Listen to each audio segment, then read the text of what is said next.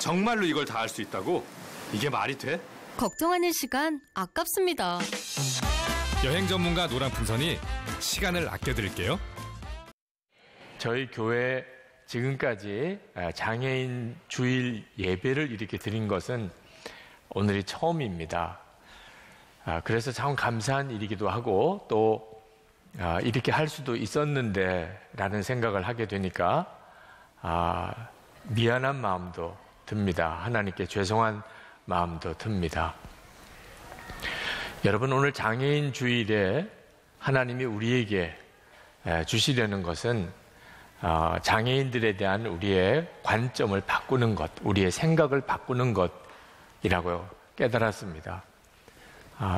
실제로 우리 모두는 다 잠재적인 장애인입니다. 우리나라 장애인의 6%에서 10% 가까이만 태어날 때부터 장애인이고 나머지 90% 이상이 다 후천적인 장애인이라고 합니다. 환경의 오염이나 또는 여러 가지 자연재해 또는 각종 사건, 사고 때문에 원치 아니하게 장애를 얻게 되는 분들이 엄청 많습니다. 그런 뜻에서 저나 여러분들도 사실은 어느 순간에 장애인이 될 수 있는 거죠. 그러니까 장애인에 대한 문제는 아주 특별한 문제라고 생각하면 안 됩니다. 우리 모두의 문제이죠. 또 하나 우리가 생각을 바꿔야 되는 것 중에 하나가 장애인은 불쌍하다라는 생각입니다. 저희 교회 부목사님 자녀들이 많은데 그 초등학교 2학년 다니는 딸을 둔 목사님이 어느 날 그 딸의 반에 장애가 있는 아이가 있다는 것을 알았습니다. 그래서 딸에게 물어보았어요.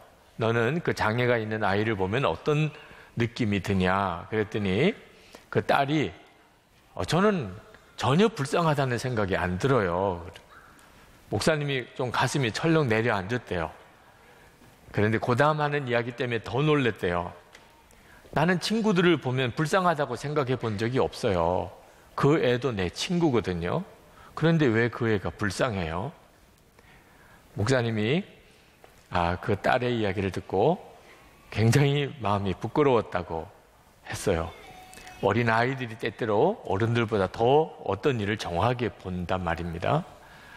장애인은 불쌍한가?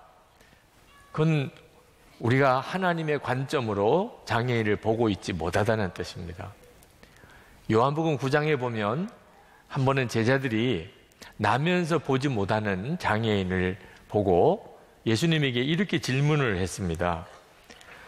선생님, 이 사람이 눈먼 사람으로 태어난 것이 누구의 죄 때문입니까? 이 사람의 죄입니까? 부모의 죄입니까?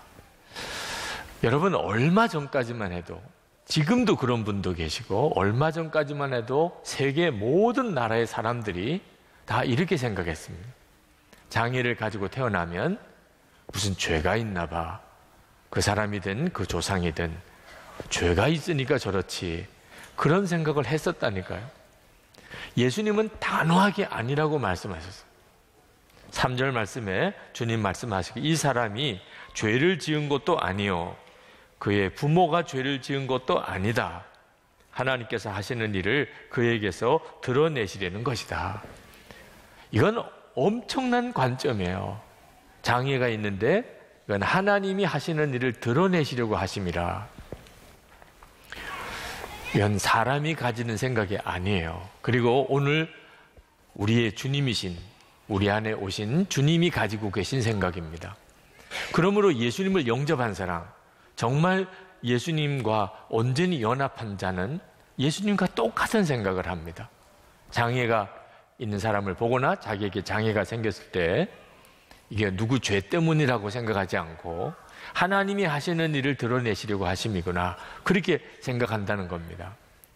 대법관이신 김신 장로님이라고 계신데 소아마비 장애인이십니다. 그분이 대학 들어가서 처음 예수님에 대한 전도를 받았는데 하나님의 사랑을 믿지 못하겠어서 거절했었다고 그랬습니다. 도대체 내가 태어나자마자 무슨 죄가 있었길래 내가 소아마비에 걸려서 이렇게 고생을 하게 하시나. 하나님이 살아계시면 어떻게 이렇게 하실 수 있나? 도무지 하나님과 하나님의 사랑을 믿을 수가 없었다고 그랬습니다. 여러분, 하나님의 관점에 눈이 뜨이고 영생을 얻지 못하면 당연히 그렇죠. 장애는 저주스러운 일이고 슬픔이고 고통일 뿐입니다. 그런데 이분이 결국은 예수님을 믿고 그리고 하나님의 관점으로 장애를 보는 눈이 열리게 되면서 그런 인생이 완전히 바뀌게 됩니다. 지금 이렇게 귀하게 하나님 앞에 쓰임을 받고 있습니다. 여러분, 닉 부이치치라고 하는 분 아시죠? 네. 태어날 때부터 팔과 다리가 없는 중증 장애인입니다.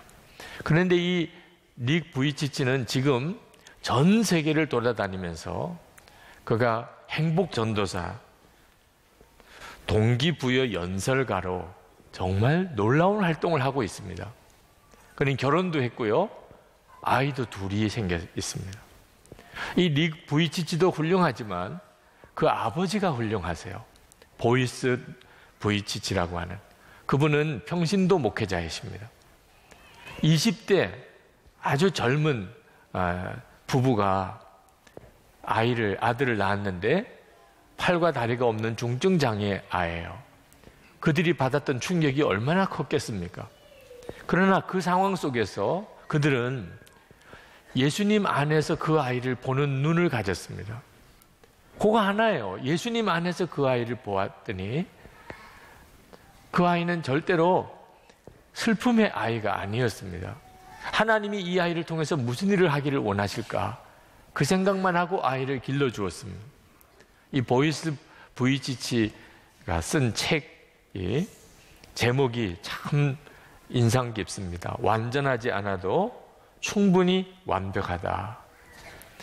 이 책 제목이 바로 예수님의 눈으로 중증 장애를 가진 아들을 본 아버지의 관점이에요. 완전하지는 않아도 충분히 완벽하다는. 저도 장애인이 될 그런 처지에까지 갔었습니다.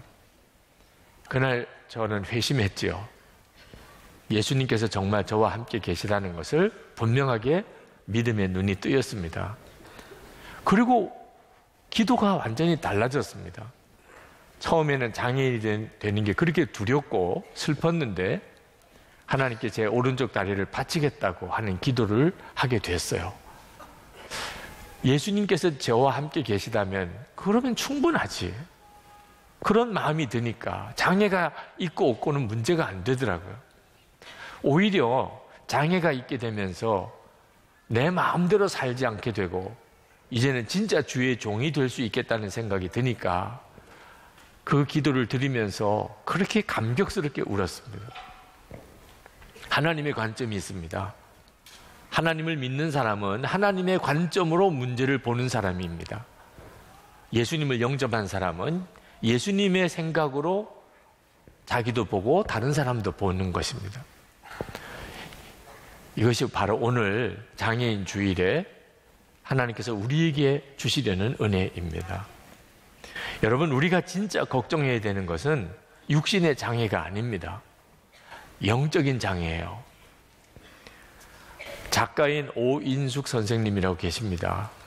참 귀한 분이에요.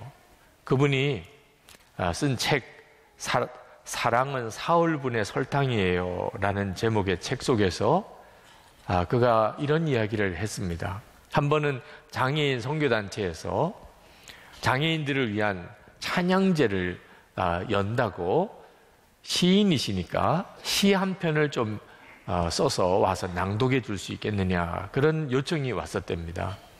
그런데 그 오간에 참 힘든 일이 많아서 시를 쓸 만한 기분이 아니었대요. 그래서 제가 시를 쓰기가 어렵습니다. 거절을 했습니다. 근데 그날 찬양자가 열리는 날 계속 마음이 무겁더래요. 내가 그 요청을 거절한 것 때문에. 그래서 그 찬양자가 열리는 서초 구민회관을 찾아갔습니다. 뒷자리에 앉아서라도 그 찬양제에 참석은 해야 되겠다 그런 마음을 가지고 갔지요. 장애가 있으신 어느 복음성가 가수가 찬양을 하고 있었습니다. 그런데 앉아서 그 찬양하는 그분을 보는데 그렇게 행복해 보이고 기쁨이 넘쳐 있어요. 그분의 모습과 찬양을 들으면서 울었다고 그랬습니다. 나는 이렇게 몸이 다 멀쩡한데도 기분이 나빠서, 기분이 나지 않아서 나는 시 쓸 수도 없겠다고 그랬는데 저분은 저런 장애를 가지고도 어떻게 저렇게 기뻐하고 또 찬양할 수 있을까? 그때 그분이 깨달았대요. 저는 육신의 장애를 가졌지만 나는 영적 장애인이구나. 내가 진짜 장애인이구나. 그런 생각을 했었다고 그 책 속에 쓰고 있습니다. 여러분, 육신의 장애보다 더 심각한 문제가 마음의 장애, 영혼의 장애입니다. 우리는 육신의 장애는 잘 압니다. 보이니까요. 근데 마음의 장애는 자기 자신 속에 있는데도 좀처럼 깨닫지를 못합니다. 수많은 사람들이 마음의 장애인입니다. 여러분 중에 열등감이 없는 분 거의 없을 거예요. 열등감이 우리 마음의 장애의 아주 대표적인 장애입니다. 여러분 자신의 열등감에 대한 문제도 그렇지만 장애인을 보는 관점이 특별히 그렇습니다. 왜곡되어 있어요. 우리의 생각이 비틀어져 있어요. 장애인은 불쌍한 사람이야. 근데 영적 장애인입니다. 그 사람. 장애인이 옆에 있으면 불편해. 그 사람은 자기 자신이 영적으로 장애인이에요. 나는 장애가 있기 때문에 아무것도 못해. 그 사람도 사실은 육신의 장애뿐만 아니고 영적인 장애인이에요. 예수님께서는 우리가 교만한 것을 너무너무 싫어하십니다. 그러나 동시에 우리가 스스로 자기를 멸시하는 것, 이것도 우리 주님은 너무너무 싫어하세요. 그게 바로 영적인 장애인이니까. 예수님께서 요한복음 9장 하반절에 내려가시면 이런 말씀을 하십니다. 9장 39절에 내가 심판하러 이 세상에 왔으니 보지 못하는 자들은 보게 하고 보는 자들은 맹인이 되게 하려 함이라. 그랬더니 본다고 생각하는 바리새인들이 발끈해서 예수님에게 그렇게 따져 묻습니다. 그러면 우리가 장애인, 맹인이냐? 그때 예수님이 대답하세요. 너희가 맹인 되었더라면 죄가 없으려니와 본다고 하니 너희 죄가 그대로 있느니라. 사람들이 다 육신으로 장애가 없다고 그래서 자기가 장애가 없는 줄로 생각해요. 실제로는 더 심각한 장애를 가지고 있으면서도 말입니다. 안교성 목사님이 쓰신 장애인을 잃어버린 교회라는 책이 있습니다. 거기에 그는 내 친구니까 라는 제목의 영화를 소개하고 있습니다. 영화의 이야기를 간단하게 줄이면 이런 내용이에요. 아주 20대 젊은 부부가 아들을 낳았습니다. 근데 이 아이가 지적 장애인이에요. 처음에는 우리 아들이 그럴 리가 없다고 심하게 부인했지만 결국은 그게 사실이었어요. 그래서 그 아이를 나중에 특수학교에 보낼 수밖에 없게 됐죠. 그 아버지는 자기 아들이 그런 처지에 있는 것을 애써 부인하려고 했습니다. 어느 날 학교에서 운동회가 열렸습니다. 아버지가 생각했어요. 달리기에 1등을 시켜봐야 되겠다. 어떻든지 아들을 통해서 성취를 얻고 싶었습니다.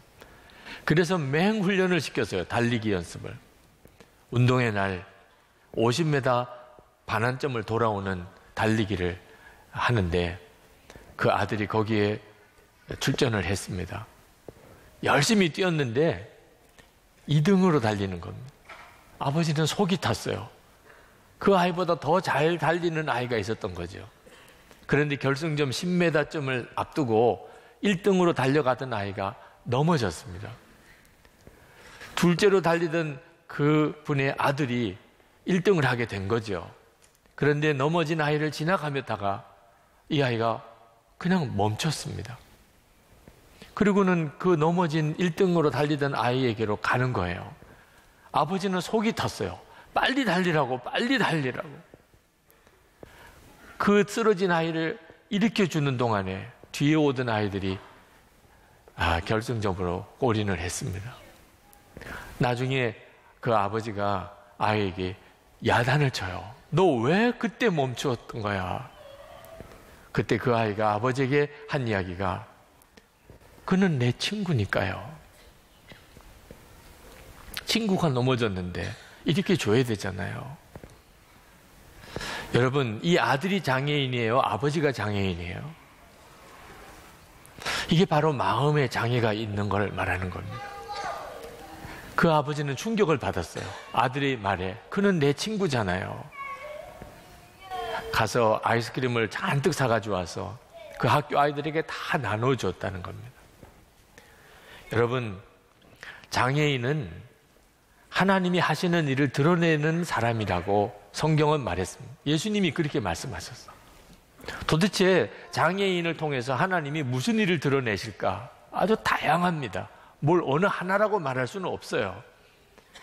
고린도전서 1장 27절부터 29절에 보면 하나님께서 하나님의 일을 하실 때 사람을 택하시는데 어떤 사람을 택하시느냐? 약한 자, 미련한 자, 없는 자, 천한 자, 멸시받는 자를 하나님이 택하신다고 그러셨습니다.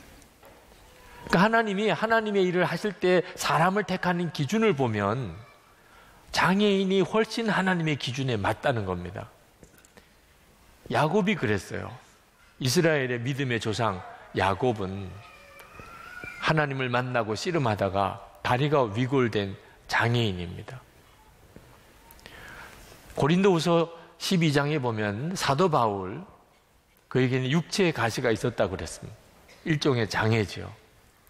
그는 그것이 사탄에 주는 것인 줄 알고 처음에는 대단히 하나님 앞에 나가서 고쳐달라고 기도를 많이 했지만 나중에 이것이 바로 하나님의 은혜가 자기에게 늘 충만하기 위하여 하나님이 주신 것인 줄 깨달았습니다. 누가복음 14장 21절부터 보면은 천국에 초청을 받는 사람들의 명단이 나옵니다. 천국 잔치에 초청을 받는 사람들. 거기에 보면 가난한 사람들, 몸 불편한 사람들, 맹인들, 저는 자들, 이런 사람들이 천국 잔치에 초청을 받는다는 거예요. 지금까지 세계 어디서든지 장애인은 불쌍한 사람 취급을 받았습니다. 그런데 성경을 읽어보면 천국 잔치에 초청을 받는 사람들입니다. 이건 정말 엄청난 변화죠. 우리가 예수님을 믿으면 우리 안에 일어나는 이 관점의 변화는 너무나 놀라운 것입니다. 그래서 인생이 바뀌는 것입니다. 장애인은 절대로 불쌍하게 여겨서 도와줘야 될 대상이 아닙니다. 우리와 한 몸이에요. 아프리카의 어휘 중에 우분투라고 하는 어휘가 있다고 그럽니다. 어느 인류학자가 아프리카의 반투족이라고 하는 족속의 마을에 들어가서 아이들에게 놀이를 시켰습니다.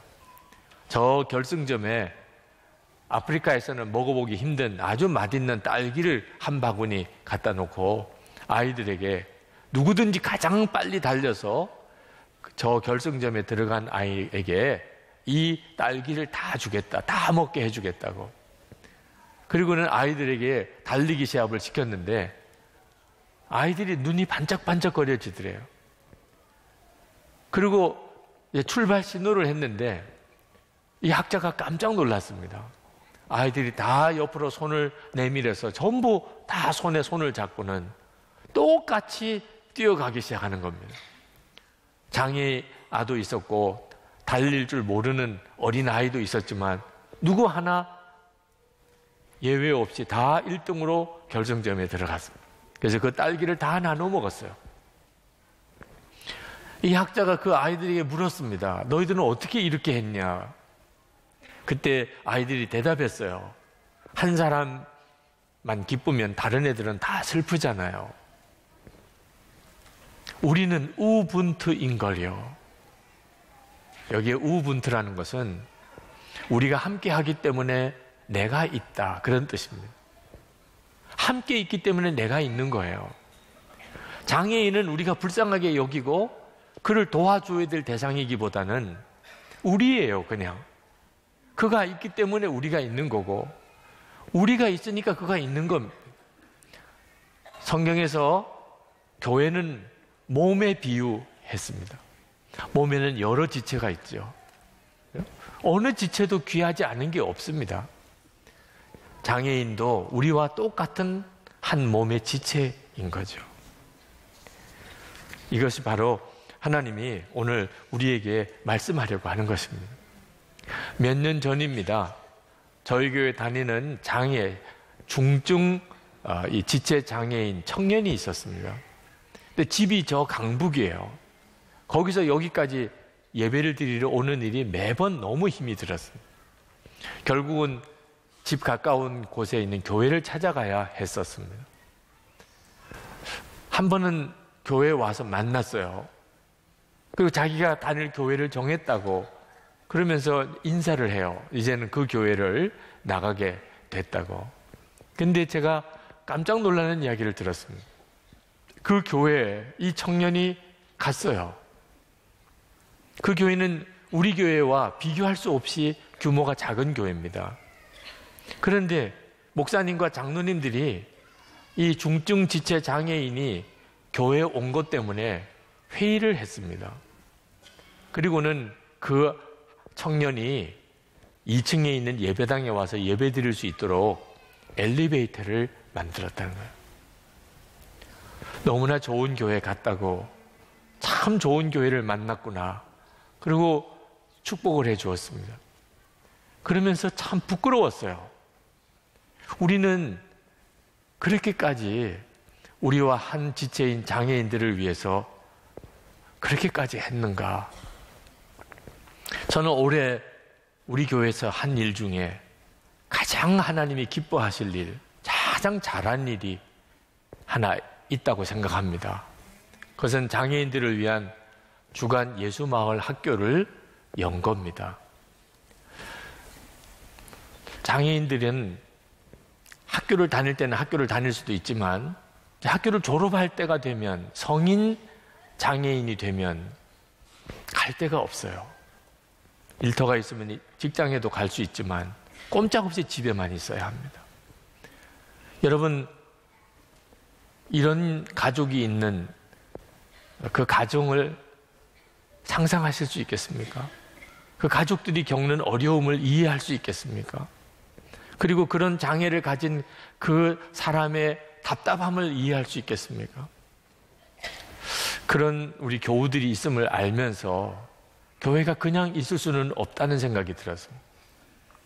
그들을 위해서 주간에 몇 시간이라도 와서 집을 나서서 바깥 출입을 할 수 있는 그런 기회를 줄 수 있어야 되지 않겠나.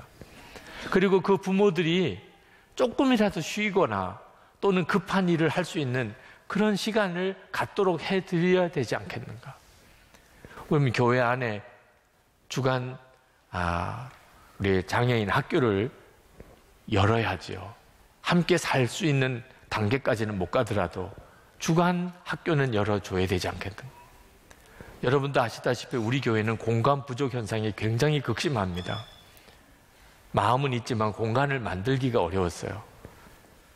담임 목사실과 우리 장로님들 사이에 거기에 공간을 하나 만들었습니다. 사무실을 다 내보내고 통폐합시키고 사무실을 만들어서 조그만하게 예수마을 학교라고 그곳에 문을 열었습니다.